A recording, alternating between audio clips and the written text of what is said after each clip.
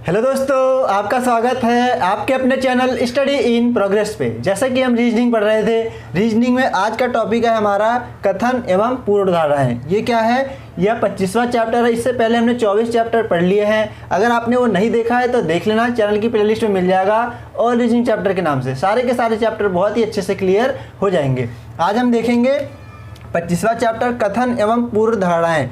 इससे अब हर एग्जाम में क्वेश्चन देखने को मिल जाते हैं, क्योंकि पहले क्या होता था, जो न्याय और निगमन है उससे ही क्वेश्चन आते थे, लेकिन अब कथन एवं पूर्ण धारणाएं यानी स्टेटमेंट एंड अजम्पशन, ये 3 चैप्टर हैं। क्या क्या है इसमें? कथन एवं पूर्ण धारणाएं, कथन एवं निष्कर्ष यानी स्टेटमेंट एंड कंक्लूजन, और तीसरा क्या है? कथन एवं तर्क या कार्यवाही, स्टेटमेंट एंड आर्गुमेंट। ये 3 चैप्टर हम तीनों चैप्टर बहुत ही अच्छे से देखेंगे, क्योंकि इनसे भी क्वेश्चन अब बहुत ही ज़्यादा बनने लग गए, तो इनको बहुत ही अच्छे से देखेंगे। एक भी क्वेश्चन आपका गलत नहीं होगा। तो वीडियो शुरू करते हैं। वीडियो शुरू करने से पहले अगर आपने चैनल को सब्सक्राइब नहीं किया है तो चैनल को सब्सक्राइब कर लीजिए, उसके बगल में बने हुए बेल आइकन को भी प्रेस कर लीजिए, जिससे कि मैं कोई सी वीडियो डालूँ आपको तो नोटिफिकेशन आ जाए और आप वीडियो देख पाएँ। तो शुरू करते हैं। सबसे पहले हम देख लेते हैं न्याय निगमन का एक क्वेश्चन। जैसे क्या ऐसे आ जाए कि सेब लाल है, क्या आ जाए? जैसे यहाँ लिख देता हूँ मैं, सेब, जैसे कथन हो, अगर कथन है सेब लाल है, ठीक है, कथन आ गया ये सेब लाल है, तो इसका डायग्राम कैसे बनेगा? तो इसका बैन डायग्राम कैसे बनेगा? तो इसके पहले हम लगा देंगे सभी। जब भी ऐसा है कथन में ऐसा हो, सेब लाल है, इसके आगे कुछ नहीं है, इसका मतलब क्या है? सभी सेब लाल है। तो इसका डायग्राम कैसे बनेगा? ये आ जाएगा सेब, इसके ऊपर आ जाएगा लाल, तो यानी एक ऐसे बन जाएगा सभी सेब लाल है। बस आपको ये ध्यान रखना है, इतना सा था।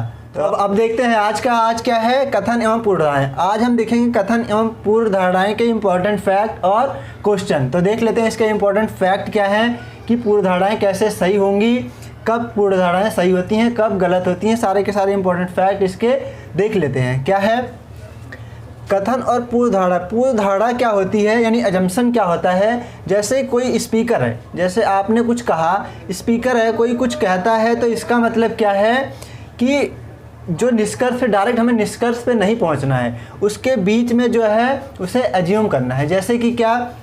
जैसे यदि ऐसे कथन में आ जाए कि आप अच्छे से पढ़ेंगे तो ज़्यादा नंबर लाएंगे, तो इसका अज्यूम क्या होगा, अजम्पशन क्या होगा कि ज़्यादा पढ़ने से नंबर ज़्यादा आते हैं। ये क्या है? अजम्पशन है। तो सेम ऐसे ही हमें अजम्पशन को ढूंढना होता है कि इसके अजम्पशन कितने बन सकते हैं, कौन कौन सा सही हो सकता है, कौन सा गलत हो सकता है, ये सब अजम्पशन में होता है। तो देख लेते हैं इसके इंपॉर्टेंट फैक्ट जो क्वेश्चन में यूज होंगे। क्या है वो?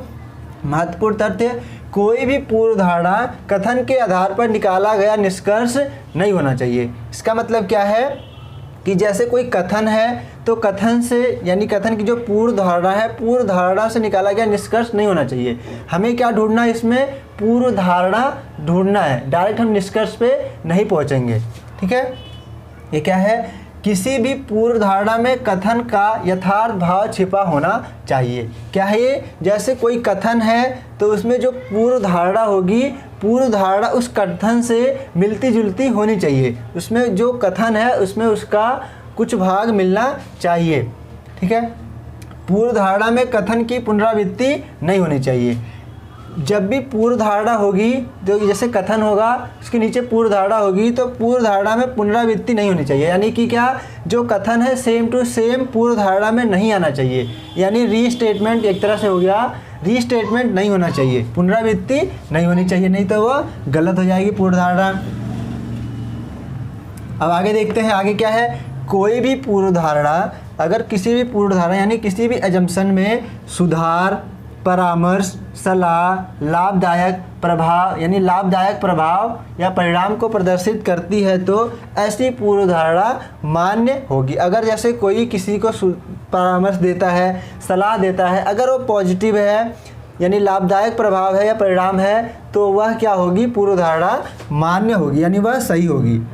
आगे देखते हैं, किसी भी पूर्व धारणा में कथन से बाहर की बात नहीं होनी चाहिए, अर्थात कथन के विपरीत नहीं होना चाहिए। जो कथन में है वही उससे रिलेटेड होना चाहिए, उसके बाहर की बात नहीं होनी चाहिए, यानी अपोजिट उसके नहीं होना चाहिए। ये सब हम बहुत ही अच्छे से देखेंगे कि कैसे करते हैं। जब हम क्वेश्चन करेंगे तो आपको बहुत ही अच्छे से समझ आ जाएगा सारा। क्या अगला देखते हैं? पूर्व धारणा वाले वाक्य में, अगर पूर्व धारणा वाले वाक्य में प्रत्येक यानी जो पूर्व धारणा है उसमें अगर प्रत्येक, सभी, क्या, क्यों और इसलिए आदि शब्द यानी ये सब नहीं आने चाहिए। अगर ये सब दिख गए, अगर ये सब आए तो वह पूर्व धारणा क्या होती है, गलत हो जाती है। आगे देखते हैं, पूर्व धारणा तथा कथन एक दूसरे के लिए सार्थक होने चाहिए। पूर्व धारणा तथा कथन दोनों एक दूसरे के लिए सार्थक होने चाहिए, निरर्थक नहीं होने चाहिए।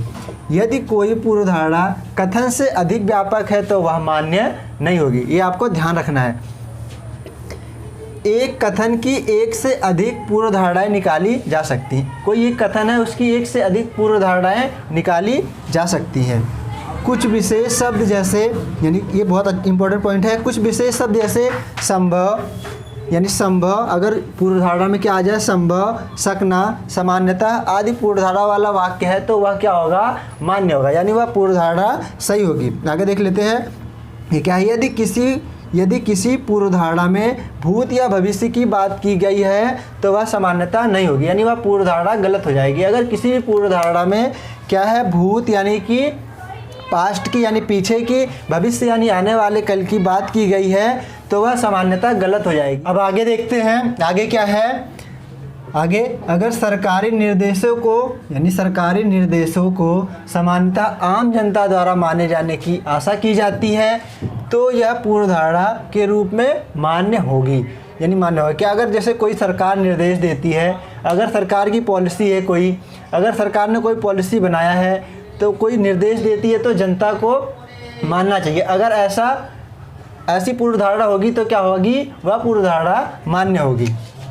आगे देखते हैं, यदि कोई पूर्व धारणा चेतावनी, अपील, विज्ञापन से संबंधित है तो वह मान्य होगी। क्या है, अगर किसी पूर्व धारणा में क्या है, चेतावनी, अपील या विज्ञापन हो तो ये या क्या होगी, मान्य होगी। चेतावनी मतलब क्या, जैसे माँ अपने बच्चे को डांटती है कि शैतानी करेगा तो मैं तुझको मारूंगी, तो क्या होगा, बच्चा डर जाएगा। तो ऐसे चेतावनी है। जैसे विज्ञापन का हो, विज्ञापन का क्या हो, जैसे कि कोई सी भी क्रीम हो, कि कोई सी भी एक क्रीम, पर्टिकुलर कोई क्रीम, इस क्रीम को लगाने से रंग गोरा होगा तो क्या हो, ये विज्ञापन है। ऐसा कुछ होगा पूर्व धारणा में तो यह क्या होगा, मान्य होगी।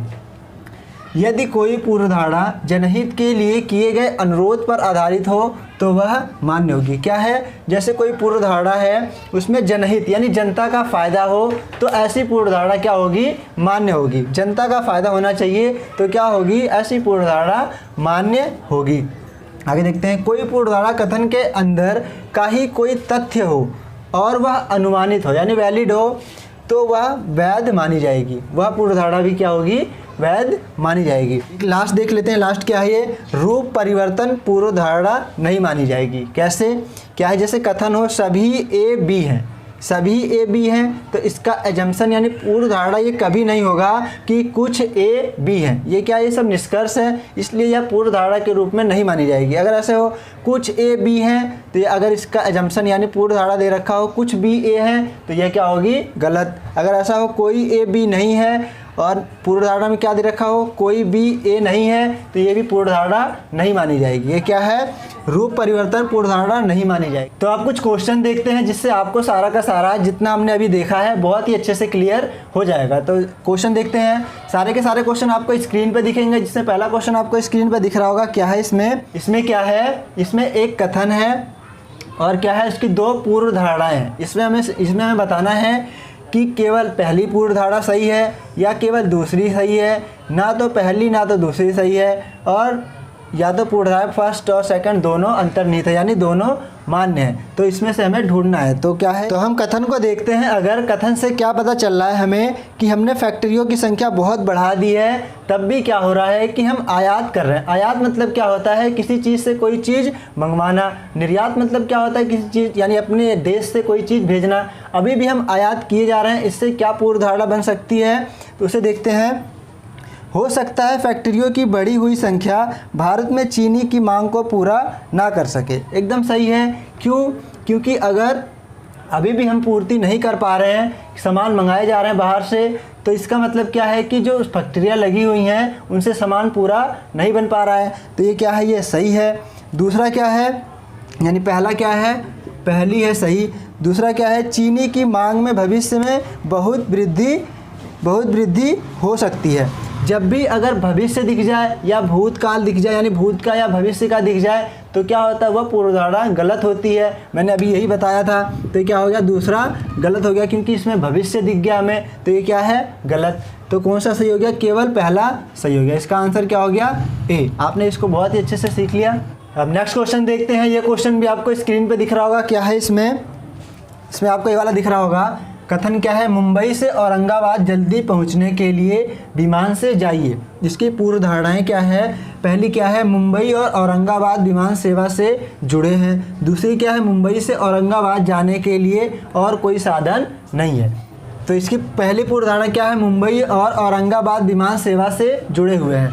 कथन में वह क्या बोल रहा है, मुंबई से औरंगाबाद जल्दी पहुंचने के लिए विमान से जाइए। इसका मतलब क्या है कि ये दोनों जुड़े होंगे, तभी यह कह रहा है कि इससे जाइए। जब कोई कुछ कहता है तो उसे पता होता है, तभी वह कुछ कहता है। तो क्या है, मुंबई से औरंगाबाद जल्दी पहुंचने के लिए विमान से जाइए, यानी जल्दी पहुंचना है तो विमान से जाइए, यानी कि क्या है, मुंबई और औरंगाबाद विमान सेवा से जुड़े हैं, इसीलिए वह कह रहा है कि विमान से जाइए। तो ये क्या हो गया, सही।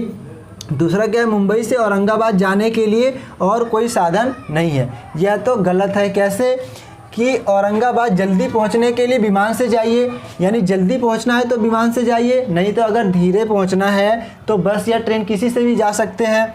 तो यहाँ मना कर रहा है कि कोई साधन ही नहीं है, कोई और साधन होगा, ज़रूर होगा, तभी वह जहाज़ से जाने के लिए कह रहा था कि जल्दी पहुंच जाएंगे। तो ये क्या हो गया, गलत। तो केवल पहला सही हो गया। किस में मिल रहा है हमें, ए ऑप्शन में। तो ए हो गया हमारा सही। अब नेक्स्ट क्वेश्चन देखते हैं। नेक्स्ट क्वेश्चन क्या है, ये कथन क्या है, ये साफ वर्ड के लिए रिया कोल्ड क्रीम इस्तेमाल कीजिए। यह क्या है, एक विज्ञापन है।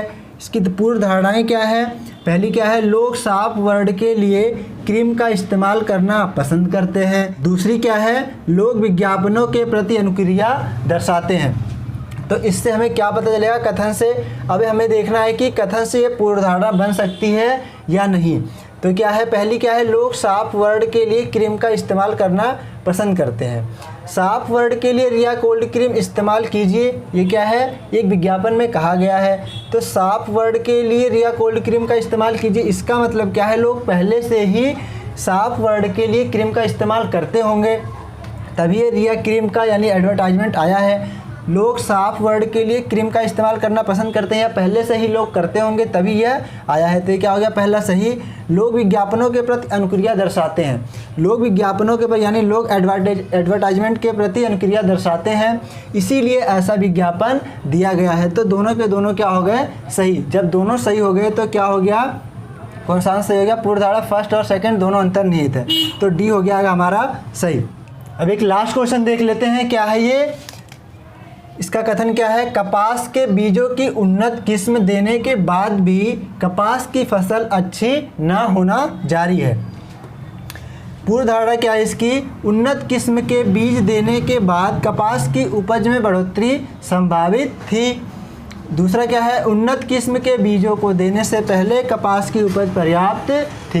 ये दो इसकी पूर्व धारणा हो गई। कथन क्या है ये, कपास के बीजों की उन्नत किस्म देने के बाद भी कपास की फसल अच्छी ना होना जारी है। तो इसका लिए क्या है, फर्स्ट यानी कि फर्स्ट पूर्व धारणा एजम्पशन क्या है, उन्नत किस्म देने के बाद यानी उन्नत किस्म के बीज देने के बाद कपास की उपज में बढ़ोतरी संभावित थी। जहाँ भी ये संभावित वर्ड दिख जाता है यानी संभावना, अभी मैंने बहुत अच्छे से बताया था जब उसके इंपॉर्टेंट फैक्ट बताए थे, तो उसमें क्या बताया था, जब भी संभावित वर्ड आ जाए यानी संभावना आ जाए तो क्या होता है, वह सही होता है। यह क्या हो जाएगी, सही। उन्नत किस्म इसीलिए उन्नत किस्म के बीज इसीलिए दिया जाता है कि बढ़ोतरी ज़्यादा हो, इसीलिए हमने ये बढ़ोतरी के लिए दिया था। तो क्या ये संभावित है कि उन्नत किस्म के बीज देंगे तो क्या होगी, फसल ज़्यादा होगी, यह संभावित है। दूसरा क्या है, उन्नत किस्म के बीजों को देने से पहले कपास की उपज पर्याप्त थी, ये तो गलत है पूरा। क्यों, इसका अपोजिट है ये।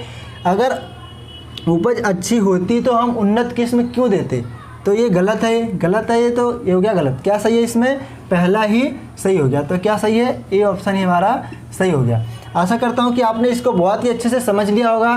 कल हम देखेंगे बहुत सारे क्वेश्चन इसके। अगर आज की वीडियो आपको अच्छी लगी हो तो वीडियो को ज़्यादा से ज़्यादा शेयर करें और चैनल को सब्सक्राइब करें ऐसे ही अच्छे से रीजनिंग को फुल डिटेल में चैप्टर वाइज पढ़ने के लिए। तो वीडियो देखने के लिए आपका बहुत बहुत धन्यवाद। Thank you.